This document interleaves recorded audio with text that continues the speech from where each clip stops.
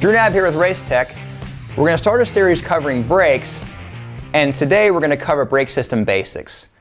At a basic level, your brake system exists to transfer kinetic energy, energy from the car moving, into thermal energy, which gets dissipated as heat to the air. This happens through the driver pressing the brake pedal, and the force the driver applies to the brake pedal is then transferred to your brake fluid.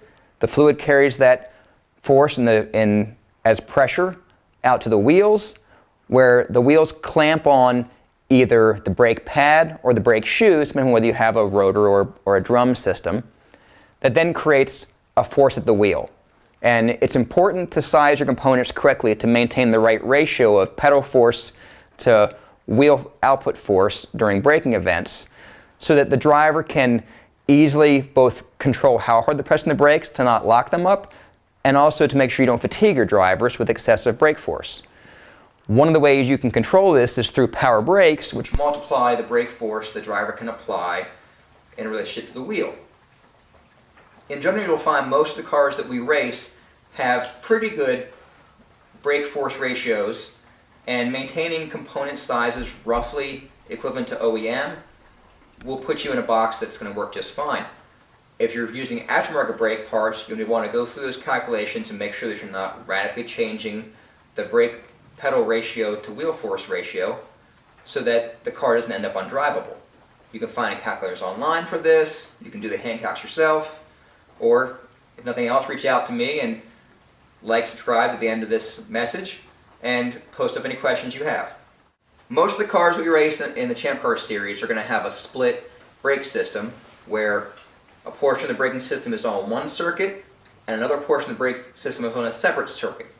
Most of our cars are split front to rear, the front brakes on one dedicated brake circuit and the rear's on another.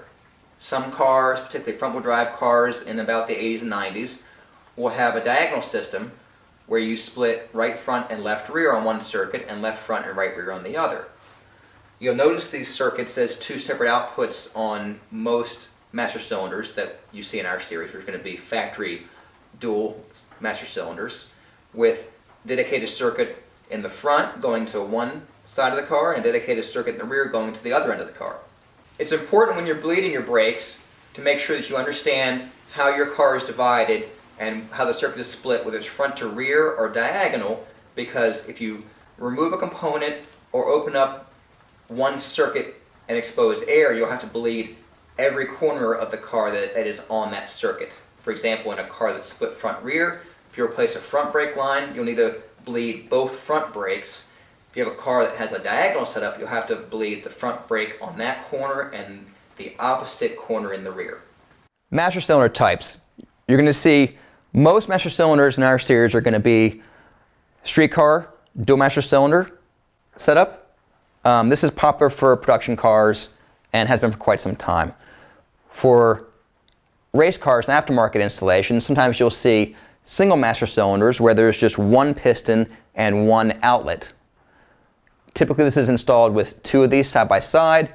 They usually will have a balance bar between them, which is a threaded adjuster, and that adjuster will change how much brake pedal force goes to each master cylinder. This is used to change the distribution of force to each circuit, typically front to rear, and you can use that to change your brake bias to change the way the car feels under braking. When purchasing aftermarket master cylinders, you're going to have two types that you can purchase. One is a push master cylinder, which is actually the style that this master cylinder is and most OEM production master cylinders, where the brake pedal pushes on the end of it and shoves a plunger in. Sometimes you will see pull master cylinders where when the brake pedal is pressed, it pulls a rod out in a master cylinder. It's important to figure out which setup you need to run with your pedal box, because some pedal boxes are set up for push and some are set up for pull. In general, most aftermarket pedal boxes that you see as entry-level options for our series are going to be push master cylinder, and I would suggest sticking with those because there's a lot more options in the aftermarket. Potential master cylinder failures. Master cylinder failures can exist as fluid leaks externally, meaning that they come out through the ports on the outside or they leak on the firewall, or sometimes you'll get master cylinder leaks that are internal, where they leak into the brake booster if you're running a brake booster, or leak into the inside of the car if this is mounted on the firewall. Another thing to look for is air intrusion. You can actually get air to leak in past the seal and the end of the master cylinder, and that air will make its way into your braking system. This typically shows up as a pedal that progressively drops as you run longer during the race, and eventually you'll get to the point that the pedal will be low enough that you can no longer brake hard enough to run, and you end up bleeding the system and you keep on getting air intrusion. If you're running a system that has a power booster, sometimes the booster will actually push the air into the back of the master cylinder, and you'll get variations on how much air is introduced based on engine speed or vacuum level. It's important to look at the back of the master cylinder whenever you take the car apart for maintenance or when you're building a new car, and if you notice there's any fluid leakage back here, just replace it and move on. Another potential fault with master cylinders would be master cylinder hold-in, which means that when the brake pedal is released and the driver is off the pedal, it's actually pushing the plunger in a little bit. And this can create a problem where the master cylinder being pushed in will actually close off the port where the fluid from the reservoir enters the master cylinder. And kind of like the air intrusion, you just progressively, as you apply the pedal and the brakes wear, you would end up with a lower pedal because you're not able to replenish the fluid from the reservoir to make up for pad wear. With power brake systems, this can happen because you have the booster set up incorrectly, where the push rod is too long. When you don't have power brakes, this can happen because you don't have a stiff enough spring to return the pedal, or you have your pedal set up wrong mechanically and it's actually holding it down some. So when you're making a new car or setting up a system, check both of these and make sure you're not inadvertently holding the brakes down a little bit. Brake boosters. Most of the brake boosters for power brakes you can see in our series are vacuum type, like this one here. Engine vacuum enters in through the port in the booster, and that engine vacuum is applied on a diaphragm that is actuated with the pedal force, and that multiplies the pedal force as seen and applied to the master cylinder. In other applications, you'll see brake boosters that are either e-booster, where there's a electric motor that helps push, or hydro boost, where it uses hydraulic pressure from the power steering pump to help apply the force from the pedal to the master cylinder. Both of these are pretty rare in the racing world, and typically you'll see people just stay with vacuum-based boosters. So I would go either vacuum-based or go back pure mechanical. Booster failure points. Typically brake boosters are pretty reliable and it's rare to have a problem with them. If you have a problem, oftentimes the diaphragm will have a leak in it and you'll just get low power output.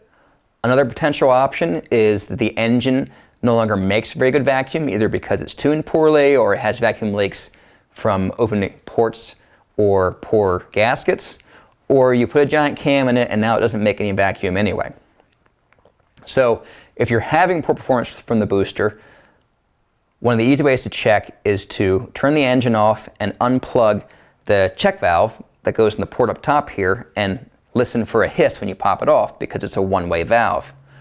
You also will want to use a vacuum gauge and check your motor and make sure your motor is in fact making enough vacuum to run the brake booster.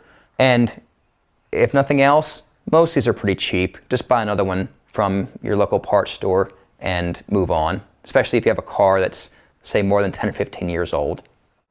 Most of the brake systems that are in our race cars are going to incorporate a prop valve or a combination valve to change the brake bias.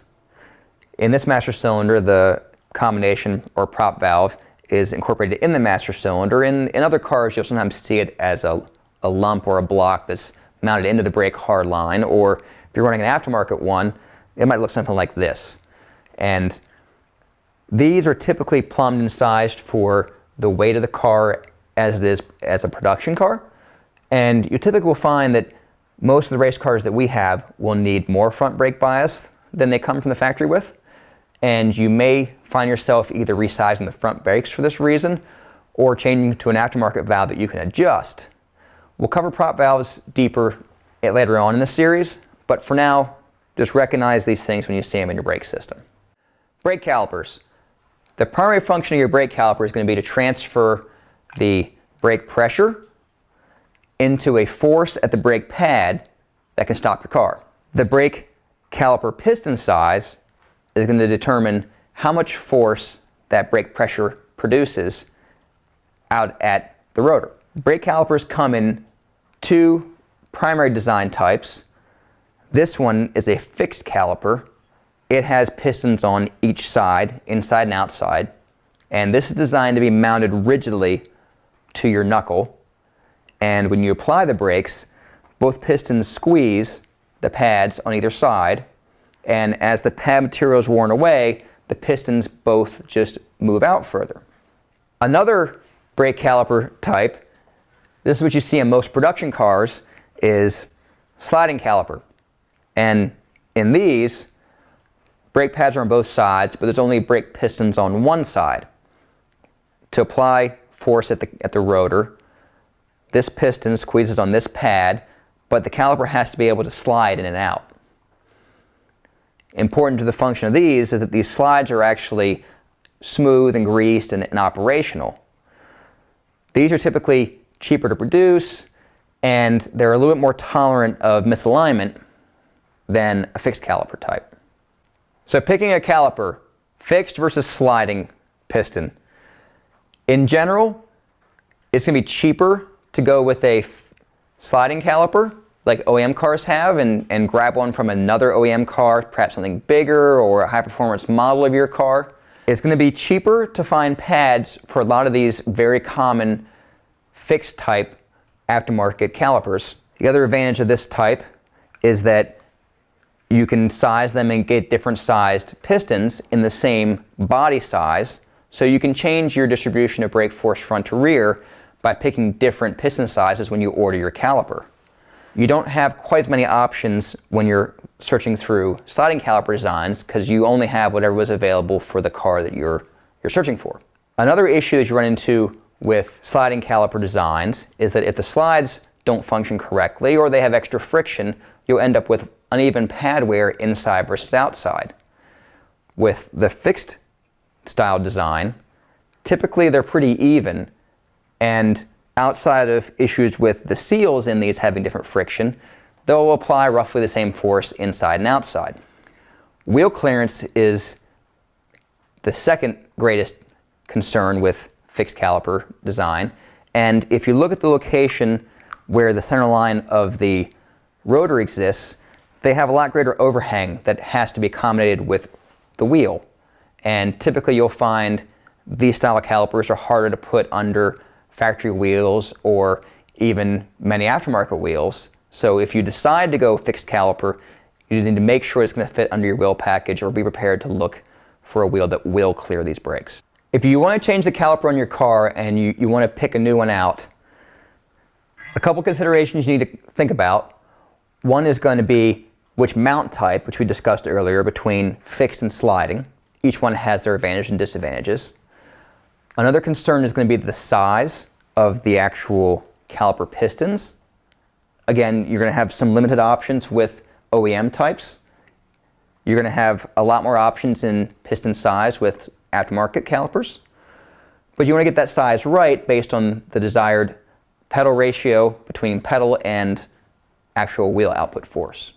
Another thing you need to think about is the bridge width, which is the room between the two brake pads, which will determine the size rotor you want to run. You need to pick a rotor size and then pick a caliper that has the bridge width that matches that rotor.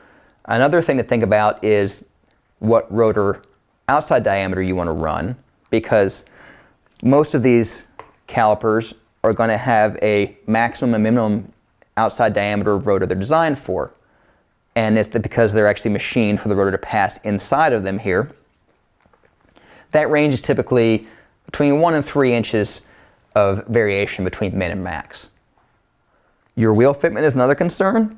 Like we talked about earlier, a disadvantage for fixed style calipers, but you also want to pick a caliper that will fit under your wheels, and you may have to size and try a couple to get there. The last consideration is going to be brake pad availability, and again, this kind of helps fixed caliper designs, aftermarket fixed caliper designs, because they tend to have a lot of brake pad availability, because in the aftermarket world, there's only a couple fixed calipers that are traditionally run by cars in our series, and having a brake pad fit one of those 1 or 2 caliper types is a lot easier for a aftermarket pad provider than building one for every different kind of brake caliper out there in the OEM sliding caliper design. Typically, you're going to find roughly about a 30 to 50% price increase for a custom pad made for a sliding caliper of the same pad volume compared to a brake pad made for a common aftermarket fixed caliper design. Brake caliper failures are actually pretty rare in our series, but some of the more common faults you'll see is failure of the seal inside of the brake caliper between the piston and the bore in the caliper. These you can fix by just replacing the seal, and the seals are usually really cheap for both aftermarket and most of your commonly found OEM style calipers. So grab a second set of seals and put it in your toolbox and carry it with you. Another common failure you get is hardware failure, where you break a bolt or the slides get so heavily worn that the caliper can rock and it contacts the wheel, or the brake pad shifts to a point where a corner of the pad can contact the wheel. This can result in the wheel getting locked or scratching the inside surface of the wheel and grooving up those nice wheels that you just bought. Another issue you can run into with sliding style calipers is the slides themselves get frozen or have very high friction, leading to uneven brake pad wear or a loss in braking performance and braking stopping power. You want to make sure you lube these with the grease that comes with your new brake pads, and if it doesn't come with grease, look for high temp brake grease. It's typically a silicone based grease, and if you look in your parts store, they'll have stuff specifically made for brake slides that won't break down the rubber that is inside the boot and sometimes inside sleeves of your brake slides. Drum brakes. You'll see drum brakes on some cars in our series, although it's fairly rare. You'll see them sometimes on front-wheel drive cars where they have very little required braking force in the rear because the car is so nose heavy. But drum brakes are not that much different than disc brakes. Drum brakes rely on these brake shoes, which are like brake pads, to push out against the inside diameter of the brake drum, and that provides the braking force. The brake shoes are pushed out by wheel cylinders that go between the two pads, and that's where the hydraulic pressure is turned into a force. Brake drum setups have the advantage of being a little bit lighter than disc setups on some cars. It's that case for the Neon. They also have a lot less brake output force, which on a car that has issues with locking the rears can help. Some of the disadvantages of running drum brakes are difficulty in finding performance pad materials for the shoes in the rear. They also have very poor cooling because there's less surface area for the same weight compared to a rotor. They also don't have much mass, and like we talked about before, you need to convert the kinetic energy into thermal energy. That's the function of a brake system, but you need to store that energy somewhere temporarily. And there's not much storage in this really light, tiny brake drum. So if you choose to run a brake drum setup, you need to make sure that you're not overheating them. You need to really make sure that you have enough stopping power reserve, and you need to do a lot of testing to make sure you will not run out of brake shoe material, because you cannot actually see how much brake shoe material you have consumed unless you remove the drum. With the disc setup, you can either look through the wheel or remove the wheel and poke in there with a flashlight during a pit stop and see if you have any pad material left during your first race or during a shakedown event when you're trying out your car. For cars that come from the factory with drum brake setups, if you choose to convert them to a disc brake setup, you have to keep a couple things in mind. One of them is the proper sizing of your disc brake setup to make sure that you don't create too much rear brake output force and make the car prone to locking the rear brakes up. Another thing you have to keep in mind is that the hydraulics are a little bit different between a drum brake and a disc brake setup, and typically you'll have different residual pressure valves or pressure hold-in valves, and that's the amount of pressure that the brake system keeps as a minimum to basically take up all the slack in the brake system when you release the brakes. Typically the brake master cylinder will have that built in. Some cars have it as a second element in the brake hardline. It looks kind of like a prop valve or is included in the prop valve. Either way, make sure that you get the components for either style brake system you're running and be consistent in prop valve and master cylinder for disc or drum brake usage. You're going to want to remove the parking brake assembly from your race car. 1, to save weight. 2, because you don't want to inadvertently apply the parking brake during a race and either change the dynamic brake bias, meaning that you will brake more with the rear of the car than the front, or accidentally lock the rear wheels. You'll find most race cars remove the parking brake, and that the parking brake doesn't provide enough power output to really save you in the event of a loss of brake line pressure in either the front or the rear of the car.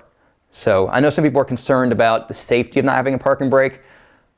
In my opinion, I would remove them, and I would think it would be safer to not have the potential of locking up a parking brake, either inadvertently by pulling a handle or thermally from the brakes getting warm and expanding. ABS. Some cars in our series come with factory ABS systems. Oftentimes it was an option. What does ABS do? Well, ABS modulates or changes the brake pressure between your foot and the wheel. ABS systems have a dump valve and a reapply valve, and when the computer senses slip on one of the wheels via a wheel speed sensor that's higher than the rest of the wheel's speed, it will apply the dump valve and remove brake line pressure from that corner. Once the wheel regains velocity and matches the rest of the wheels, it then needs to reapply the brake pressure, and it does that through the reapply valve. And you see that in the brake ABS assembly as this enormous block, but the block has those valves built into it. ABS systems will usually come in 2, 3, or 4 channel variety, and the number of channels corresponds to how many corners of the car it can control. A 2-channel system only can control 2 outputs, so typically you split it front and rear. 3 will do 2 front channels controlled independently and the rear controlled independently as a pair. 4-channel controls each corner of the car independently. This is important to think about because if you choose to run ABS, generally speaking, the systems got better and got more accurate as they included more wheels, and the amount of distance that the car will lose trying to take a corrective measure will depend on how many corners it's trying to dump and reapply pressure to at any given time. ABS faults. Issues you can run into running a ABS system on the track can be things like ice mode, where the car sees one wheel speed go to 0 or stop, and it assumes the car is on ice and reduces the power output of all 4 corners. You can also have thermal issues where the system heats up from constant use, and typically you see this from the ABS pump running the whole time, and is a function of how much you're using the ABS system every corner or whether you're using it sporadically. Another issue you run into is that these ABS systems were designed around the tires that the car had originally, and the amount of slip ratio or the allowed amount that the wheels can skid before the system intervenes will be tuned and based on the tires that came in the car whenever it was new. And our race tires tend to be a lot more tolerant of high slip ratios than the OEM tires are, and it is possible that the ABS system could actually limit your stopping performance before you actually create a performance detriment from a slip ratio standpoint. So what that means is you may actually be possible to outbrake the ABS system with race tires if your system is old enough and tuned around a tire that had a lot lower slip ratio.